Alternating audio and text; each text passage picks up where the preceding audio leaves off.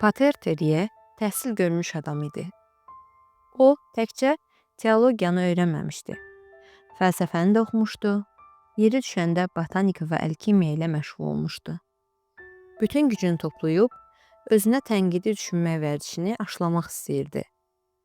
Doğrudur, Allahın yaratdığının üstünə heç nə qoymaq olmazdı. Yəni, o da bu mənada müqəddəs yazı mətnlərini, möcüzəsini və həqiqiliyinə bir çoxları kimi şəkk eləməkdən uzağa gedə bilməzdi. Hətta bu mətnlər müəyyən məqamlarda məntiqə yatmasaydılar belə və hətta birbaşa olaraq bu məntiqin əksini sübut etsəydilər belə. O, belə problemlərə toxunmamağa üstünlüyü verirdi. Çünki belə şeylər onun ürəyinə yatmırdı və uyusaydı, həmin sualların ucbatından əzablı şək-şübhəyə tuş gələrdi. Həyəcandan it kimi yorulardı.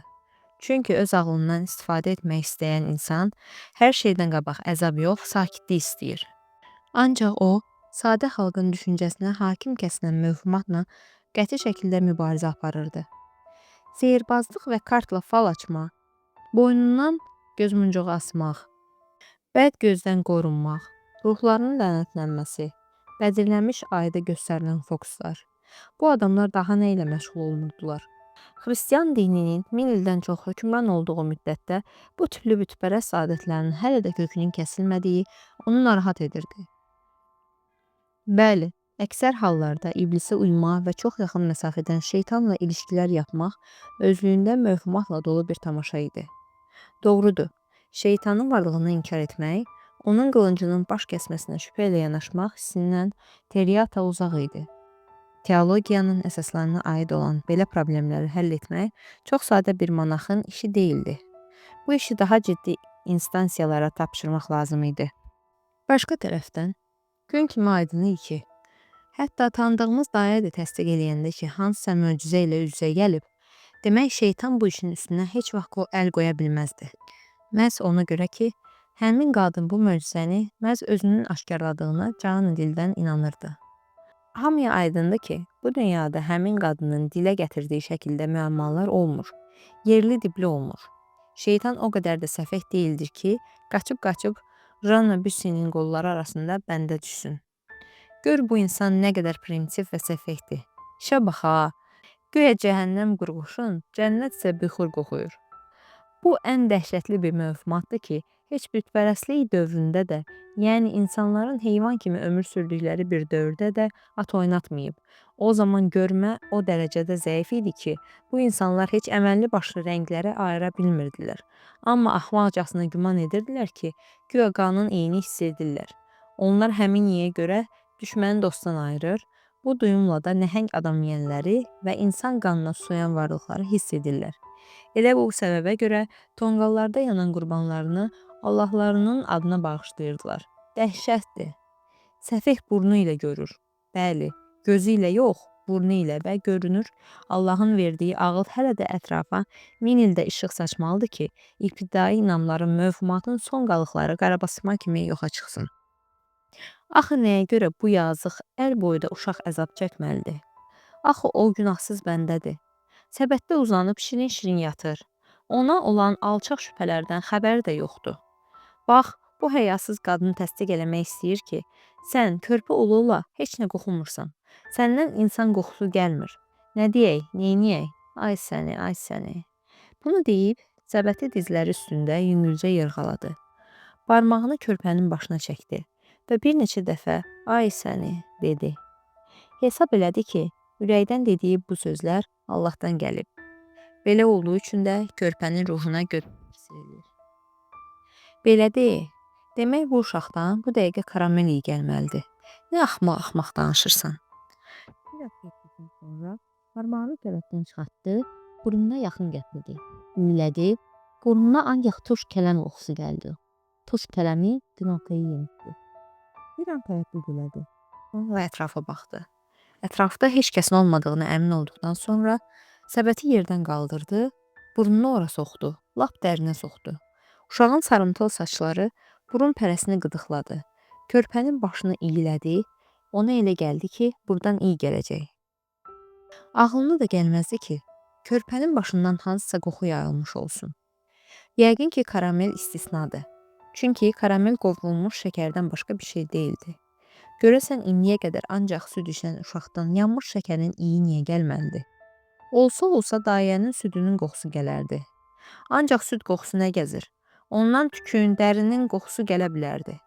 Və biraz da olsun ki, təriyi. Teriyi bir daha iylədi və özünü yalandan inandırdı ki, güya burnuna dərinin, saçın, biraz da uşaq tərinin yüngülcə qoxusu dəymişdi. Ancaq o heç nə eşitmirdi. Nə qədər cəhd eləsə də. Görünür, elə belə olmalıdır. Körpədən iyi gəlməməlidir. Məsələnin məğzi elə buradadır. Məsələ ondadır ki, körpəni təmiz saxlayırlarsa, üstündən qoxu da gəlməz. Bu şeylər yaş ötdükcə meydana gəlir. Ciddi şəkildə desək, insan yalnız cinsi yetişkənlik dövrünü adladıqda möhkəm qoxuyur. Bəli, bu belədir ki, var. Başqa cür ola da bilməz. Öz zamanında Horasi də yazmışdı ki, yeniyetmə uşaqdan çəpişiyi, qızdan isə ağ nərgiz gülünün qoxusu gəlir. Romalılar bunu bir dəfəlik dərk etmişdilər. İnsandan gələn qoxunu yalnız tər doğurur.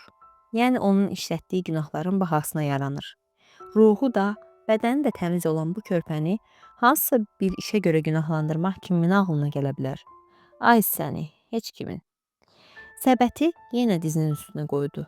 Yüngülcə yırğalamağa başladı. Uşaq möhkəm yatmışdı.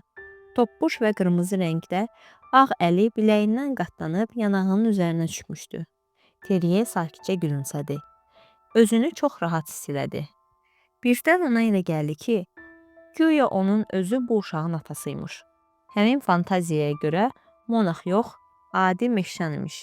Bəlkə də vicdanlı bir peşə sahibi kimi gözəl bir qadınla, üstündən ancaq süd iyi gələn bir qadınla evlənib əhd-peyman bağlamışdı.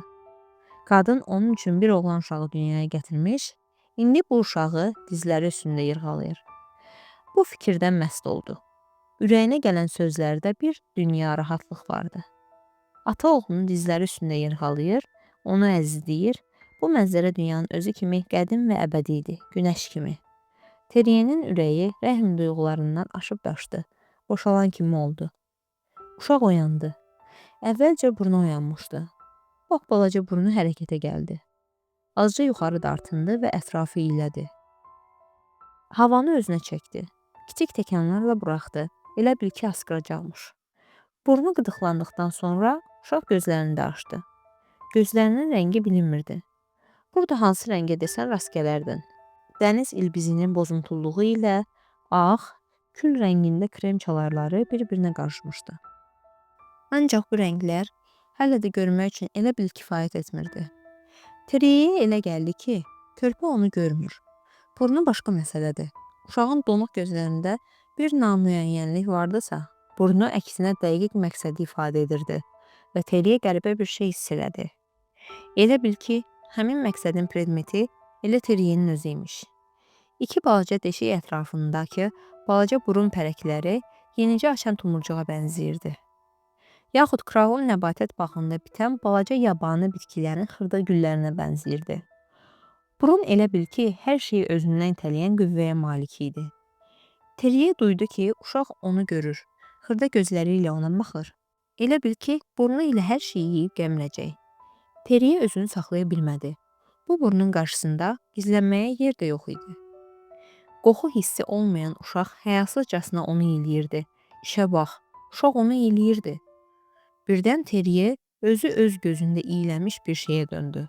Tər, sirkə, turş kələm və yulmayan paltar qoxuyan bir şey. Ona elə gəldi ki, çılpaq və eybəcərdi. Kimsə gözlərini zilləyib əcaib təbəssümlə ona baxır. Elə bil ki, burnu ilə dərisindən keçib onu amansızcasına iyiləyir.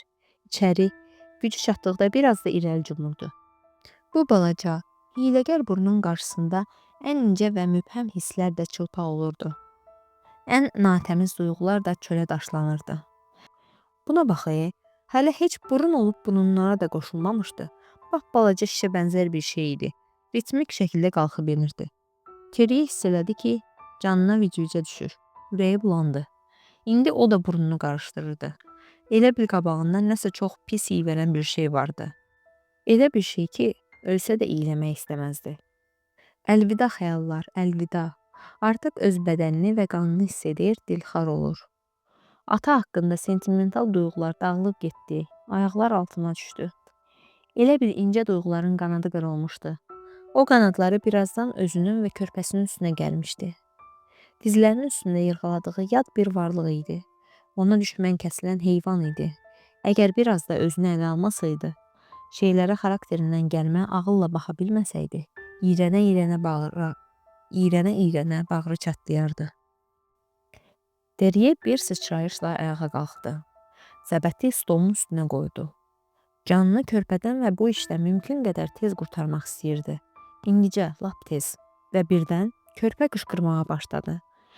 Gözlərini qıydı, qırmızıya çalan ağzını geniş açdı, elə əsnədi ki, Teriyinin qanı damarlarında donacaqdı. Səbəti tərpətdi, yırğaladı ki, uşaq sussun. Ancaq körpə biraz da möhkəm bağırdı, göyərdi, elə bil indicə şip-şip partlayacaqdı. Qoy rədd olsun, Teriye düşündü. Elə bu dəqiqə rədd olsun. Az qaldı dilindən şeytan sözünü çıxarsın, dilini dişlədi, sözü geri qaytardı. Bu yurtucunu, ürək bulandıran uşağı rədd eləyin getsin. Ancaq hara? O, məhəllədə onlarla dayə və yetim evi tanısa da, bunlar çox yaxın idi. Onun yaşadığı yerdən heç də uzaq deyildi. Bu düdəməni lap uzaqlara aparmaq lazım idi. Elə bir yerə ki, bir də heç kim cürət edib onu qapının ağzına qoya bilməsin. Mümkün olduğu təqdirdə uşağı başqa bir prixoda yaxşı olardı. Senanın o biri sahilinə, şəhər kənarlarına, Saint Antoine adlanan yerə aparaydılar. Tapdım. Bu qara qışqırıqçını şəhərin uzaq şərq hissəsinə, şər qarşına kimi qorxudan darvazaları bərk-bərk bağlanan Bastiliyanın qurtaracağına. Cübbəsini başına qoyduqdan sonra səbəti əlinə götürüb döngə labirintlərindən Saint Antoine küçəsinə üz qoydu. Sena boyunca şərqə tərəf qaçırdı. Şəhərdən çıxıb Şaron küçəsinin zülmətində etmək istəyirdi. Bu küçənin sonuna qədər getsəydi, buradakı Magdalena monastırının yaxınlığında bir ünvan tanınırdı. Həmin evdə yaşayan Madam Qayyar istənilən yaşda, mənşəyindən asılı olmayaraq hər cür uşağı götürürdü. Heç nəyə baxmırdı. Yeganə şərti o idi ki, ona pul ödəsinlər. Buraya yetişəndə qışqırmaqdan göyərən uşağı təhvil verdi. Bir ilin pulunu qabaqcadan ödədi. Ayrılan kimi dabanına tüpürüb şəhərə tərəf qaçdı. Manastıra çatanda paltarları əynindən çıxarıb atdı. Bu paltarları bir daha geyinməyəcəkdi. Başdan ayağa dək yuyundu, çarpayısına uzanıb bir neçə dəfə xaç çəkdi.